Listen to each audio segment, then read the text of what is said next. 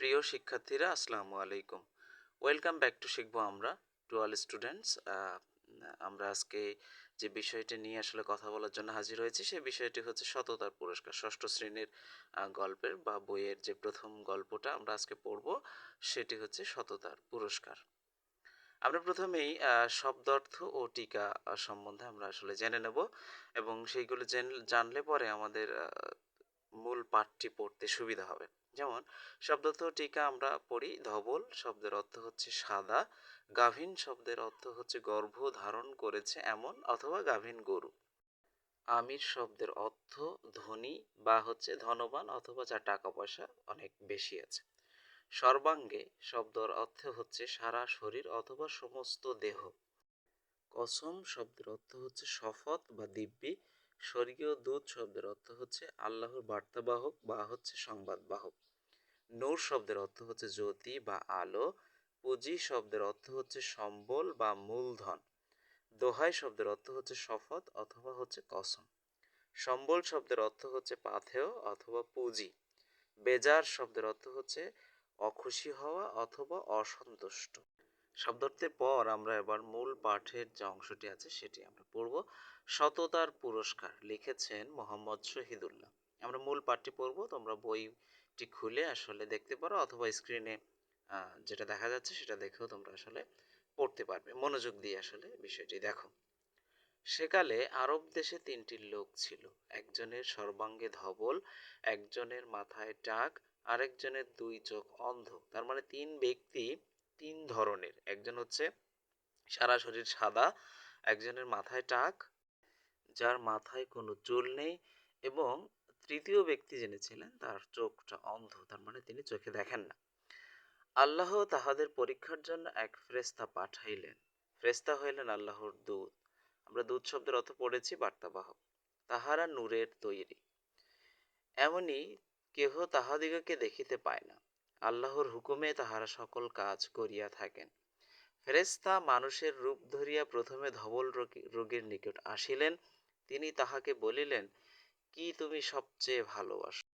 তার মানে আল্লাহ এই তিন ব্যক্তিকে পরীক্ষা করার জন্য প্রথমে ধবল রোগীর নিকট তিনি তার ফেরেশতাকে প্রেরণ করলেন বা পাঠালেন।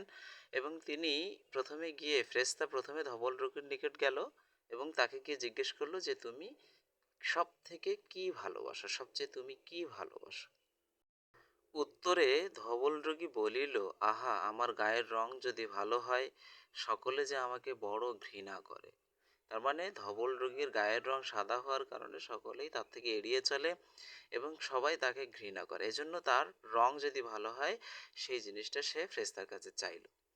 স্বর্গীয় দূত তাহার গায়ে হাত বুলাইয়া দিলেন, তাহার রোগ সারিয়া গেল, তাহার গায়ের চামড়া ভালো হইল। তারপর আল্লাহর দূত পুনরায় তাহাকে জিজ্ঞাসা করিলেন, এখন তুমি কি চাও? তখন সেই ধবল রোগীর যেই রোগটা ছিল সাদা রং, সেটা ভালো হয়ে গেল। এবং ফেরেশতা তাকে জিজ্ঞেস করলো যে এখন তুমি কি চাও? তখন সে উত্তরে বলছে, আমি উট চাই। দূত তাহাকে একটি গাভীন উট দিয়া বলিলেন, এই লও, উহাতে তোমার ভাগ্য খুলিবে। তার মানে যে ফেরেশতা এসেছে সেই ফেরেশতা তাকে একটা উট দিয়ে বলল যে এটা নাও, এবং ইহাতে তোমার ভাগ্য খুলে যাবে। তারপর সেই ফেরেশতা টাকওয়ালার কাছে গেল এবং দ্বিতীয় ব্যক্তির কাছে ফেরেশতা এসে টাকওয়ালার কাছে গিয়ে বলল, তুমি কি সবচেয়ে ভালোবাসো? তখন দ্বিতীয় ব্যক্তি, যে টাকওয়ালা ছিল, যার মাথায় চুল নেই, সে বলল, আহা, আমার এই রোগ যদি সারিয়া যাইত। সে টাকওয়ালা বলল, আহা, আমার রোগ যদি সারিয়া যাইত, যদি আমার মাথায় চুল ওঠে। তার মানে তার চাওয়াটা হচ্ছে সে যে টাক, তার মাথায় যে চুল নেই, সেই চুল যদি ওঠে, সে এটাকে সবচেয়ে বেশি ভালোবাসে বলে ফেরেশতার কাছে প্রকাশ করলো। তখন আল্লাহর দূত তাহার মাথায় হাত বুলাইয়া দিলেন, তাহার টাক সারিয়া গেল, তাহার মাথায় চুল গজাইল। দূত পুনরায় বলিলেন, এখন তুমি কি চাও? সে বলিল, গাভী। তার মাথায় চুল গজানোর পর ফেরেশতা জিজ্ঞেস করলো যে তুমি এখন কি চাও? তখন সে উত্তরে বলল, আমি একটি গাভী চাই। ফেরেশতা তাহাকে একটি গাভীন গাই দিয়া বলিলেন, এই লাও, এই লও, ইহাতে তোমার ভাগ্য খুলিবে। তারপর স্বর্গীয় দূত তৃতীয় ব্যক্তির কাছে গেলেন, অন্ধ ব্যক্তির কাছে গিয়ে বললেন, তুমি কি সবচেয়ে ভালোবাসো? সে বলল, আল্লাহ আমার চোখ ভালো করিয়া দিন, আমি যেন লোকের মুখ দেখিতে পাই। স্বর্গীয় দূত তাহার চোখে হাত বুলাইয়া দিলেন এবং তাহার চোখও ভালো হয়ে গেল। তারপর একইভাবে ওই দুই ব্যক্তির মতো একইভাবে তৃতীয় ব্যক্তিকে জিজ্ঞেস করলেন, এখন তুমি কি চাও? সে বলল, আমি একটি ছাগল চাই। তার মানে অন্ধ ব্যক্তি একটি ছাগল চাইলো, ধবল ব্যক্তি একটি উট চাইলো এবং ২ নম্বরে যেই টাক ব্যক্তি তিনি একটি গাভী চাইলো এবং ফেরেশতা সবাইকে সেটা দিয়েও দিল। স্বর্গীয় দূত অন্ধ ব্যক্তিকে একটি গাভীন ছাগল দিয়া বলিলেন, এই লও, ইহাতে তোমার ভাগ্য খুলিবে। তারপর উটের বাচ্চা হইল, গাভীর বাছুর হইল, ছাগলের ছানা হইল। এরকম করিয়া উটে গাভীতে ছাগলে তাহাদের মাঠ বোঝাই হইয়া গেল। তার মানে এই ৩ ব্যক্তি যে একটি গাভী, একটি উট এবং একটি ছাগল দিয়ে তারা যেই লালন পালন শুরু করলো, সেখান থেকে দেখা গেল তাদের অনেক ছাগল, অনেক উট এবং অনেক গাভী হয়ে গেল। কিছুদিন পর আবার সেই ফেরেশতা পূর্বের মতো মানুষের রূপ ধরিয়া সেই যে আগের ধবল রোগী ছিল তাহার নিকট উপস্থিত হলো। সেখানে গিয়ে তিনি বলিলেন, আমি এক বিদেশী, বিদেশে আসিয়া আমার সব পুঁজি ফুরাইয়া গিয়াছে। এখন আল্লাহর দয়া ছাড়া আমার আর দেশে ফিরিবার উপায় নাই। তিনি তোমাদের সুন্দর গায়ের রং দিয়েছেন, সুন্দর চামড়া দিয়েছেন, আর এত ধন দৌলত দিয়েছেন, তাহার দোহাই দিয়া তোমার কাছে একটি উট চাহিতেছি। ফ্রেশতা প্রথমে ধবল রোগীর কাছে গিয়ে বলল যে, আমি এক ভিনদেশী, আমার কাছে দেশে ফেরবার মতো কোনো টাকা পয়সা নেই। আল্লাহ আপনাদের গায়ের রং খুব সুন্দর করেছেন, ধন দৌলত দিয়েছেন, তোমার এতগুলো উট দিয়েছেন, আমাকে একটি উট দাও, যাতে আমি ধন দৌলত দিয়েছেন তাহার দোহাই দিয়ে তোমার কাছে আমি একটা উট চাহিতেছি। তখন ধবল রোগী উত্তর দিল, যে ধবল রোগী ছিল এখন তো রোগী নেই, সে ভালো হয়ে গেছে। সে বলল, উটের অনেক দাম, কি করিয়া দিই? স্বর্গীয় দূত বললেন, ওহে, আমি যেন তোমাকে চিনিতে পারিতেছি। তুমি না ধবল রোগী ছিলে, আর সকলে তোমাকে ঘৃণা করিত। তুমি না গরিব ছিলে, পরে আল্লাহ তোমাকে ধন দৌলত দিয়েছেন। সে বলিল, না, তা কেন?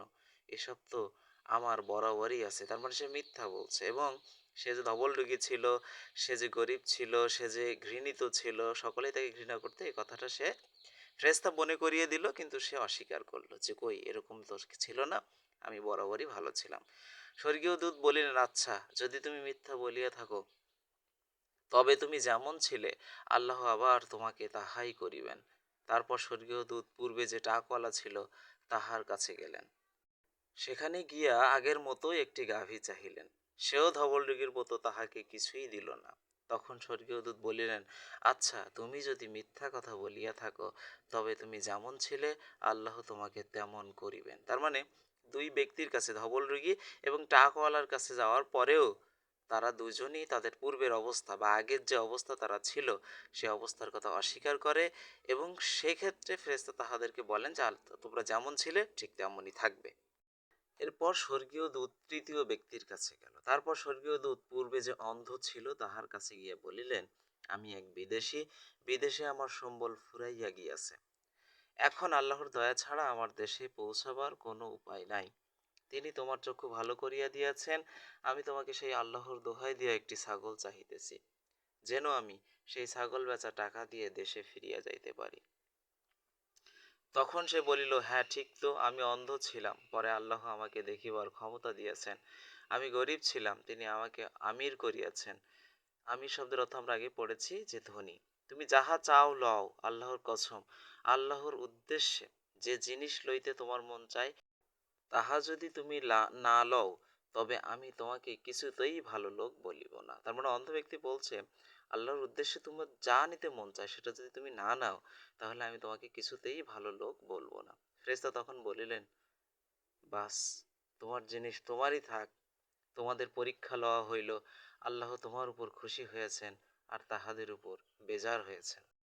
মূল পাঠের পর আমরা লেখক পরিচিতি সম্পর্কে একটু সংক্ষেপে জেনে নেই। গুরুত্বপূর্ণ লাইনগুলোই আসলে আমি বলবো।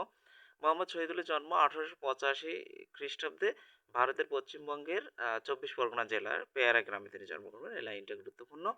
এবং তিনি ভাষাতত্ত্ববিদ ছিলেন, এটা একটা।